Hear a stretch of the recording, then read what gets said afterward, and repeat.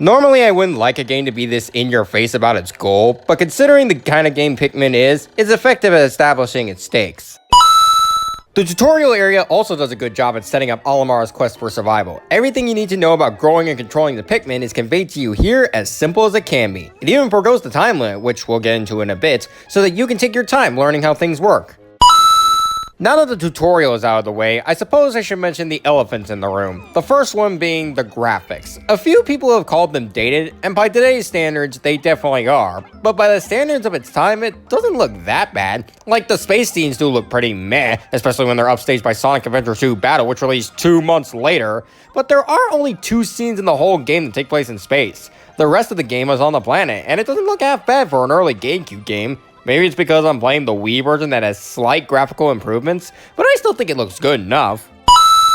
The other elephant in the room is the time limit. Due to the planet's more dangerous creatures, you can only explore the areas for the ship parts and grow Pikmin from sunrise to sunset, which lasts about 13 to 18 real-time minutes. Many people were, and still are, turned off by this. In fact, I remember someone recommending that I start with Pikmin 2 and 3, since they're more lax than Pikmin 1. Well, to be entirely honest, I don't understand the complaints. It's made very clear why the time limit is there, and it's not like you aren't given enough time to get all the ship parts. You have 30 days to collect 30 ship parts, with 5 of them being optional. So you just need to get 1 ship part per day and you'll be fine. Plus, on certain days, I was able to get 2 parts in one day, which afforded me time to clear away from my Pikmin to carry the parts back to the ship without getting killed. Hell, one of the first parts you get is a radar that tells you the location of every ship part in the area. You have plenty of options to deal with the time limit, and it never feels unfair. As the first game in the series, you only have 3 types of Pikmin to work with: red Pikmin, yellow Pikmin, and blue Pikmin. Reds are the first type you get, and they have their uses through combat and immunity to fire. Yellows are found in the Forest of Hope, and they can use special bomb rocks to take down barriers that can't be brought down by the Pikmin, and also help deal with some of the tougher enemies in the game. They're also lighter and can be thrown to higher areas where some parts are. The blues, found in the Forest Navel, are the only ones that can go in the water, and there is a lot of water in this game. Every Pikmin has a purpose, and no one type is ever overshadowed by another. A nice balance. So Pikmin on the GameCube had a serviceable yet inconvenient control scheme. You could only throw Pikmin a set distance from Olimar in whatever direction he was facing. You couldn't lock onto anything, nor could you aim the reticle independently from movement. You would think you could, given that the GameCube controller had a second stick, but asking Nintendo to remember the stick is like asking Atlas to remember Persona 1 and 2. They can't.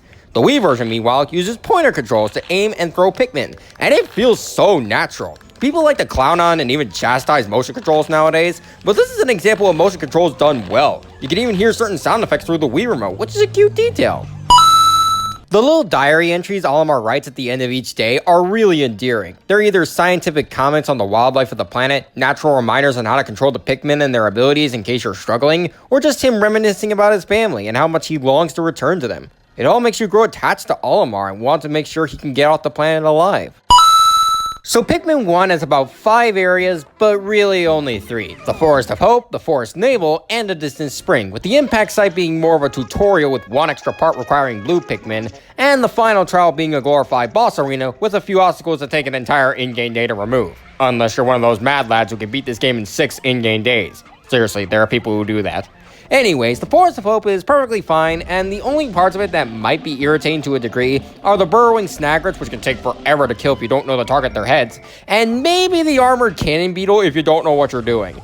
The distant spring is a similar case despite the harder enemies, but aside from 2 specific enemies, which we'll touch on in a bit, they weren't that bad since they're expected by that point. The Forest Navel, however, isn't too bad once you learn how it operates, but during the first few days you spend here, and sometimes even when you learn the lay of the land, it is overwhelming. The fiery blowhogs love to hang out near the water, so any yellows that get torched will most likely run into the water and drown. And they can throw the Pikmin you thrown onto it an absurd distance, meaning there's a strong chance that the reds you obviously brought because fire will end up getting chucked into the water and also drown. Speaking of the water, it's full of wollywogs that can easily flatten your Pikmin. And this is the first area you get blue Pikmin, meaning unless you spend some time growing a bunch of blues, you're not gonna have a whole lot to lose.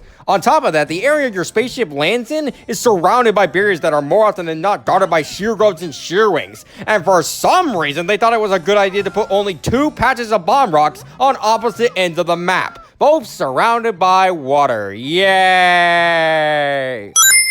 Oh, I'm not done with the Forest Naval yet. No, sir. Remember how I said that 5 of the 30 ship parts were optional unless you want the good ending? Well, one of the required ship parts was eaten by one of the 3 large enemies that could be considered bosses, at least by the standards of the game. That being the beady longlegs. This thing is so big and stomps all over the place to the point where it can easily take out your Pikmin even when you're being careful. The Wikipedia recommends that you take no more than 30 yellow Pikmin because they can reach the body of the knot spider and damage it, and also because a squad that's any larger is harder to control. There's also flame geysers blocking the entrance, so you're going to need to leave 20 or so reds at the door so they can carry the part without getting roasted. Lastly, the boss drops out of nowhere when you enter the arena, which can wipe out your party in an instant, even if you know it's coming. That's just plain cheap.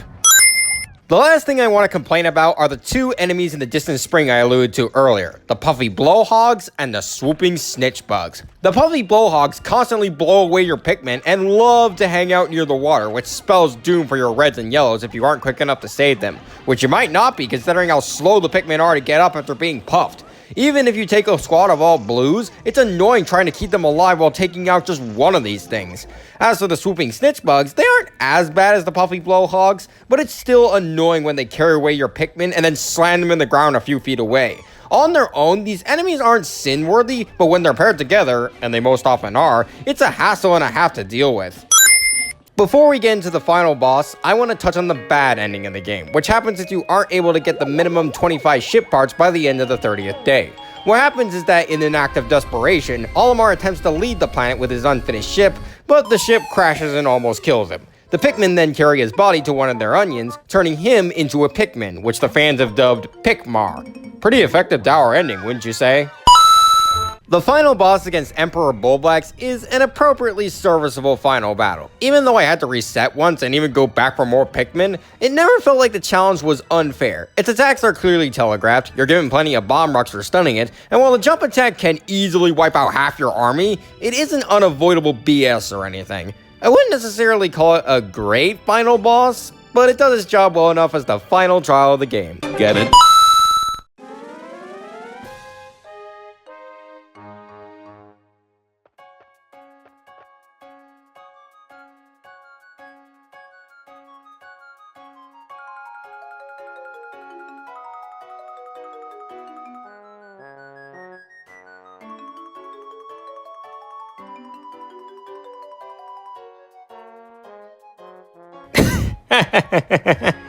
Man, the good ending hits just right. The triumphant feeling of finally rebuilding your ship and the slight goopiness of the Pikmin not understanding that Olimar is leaving potentially for good makes for an all-around satisfying conclusion to the adventure.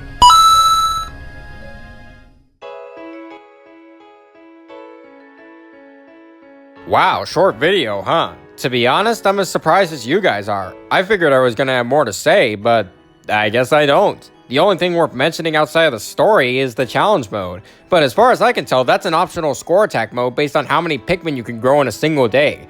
Yes, there is a maximum number of Pikmin that can be grown in each challenge mode stage, but according to the Wikipedia, it's impossible to grow said maximum number on the distant spring stage without resorting to assisted tools. So even if I did break my back over trying to grow a greenhouse of Pikmin in every stage, it'd ultimately be pointless since one stage is impossible without basically cheating. As far as the story goes, it's simple and to the point with little more than Olimar's diary entries to keep you moving. And as far as completion goes, all that matters is getting all the ship parts, which I did with only a small medium of frustration.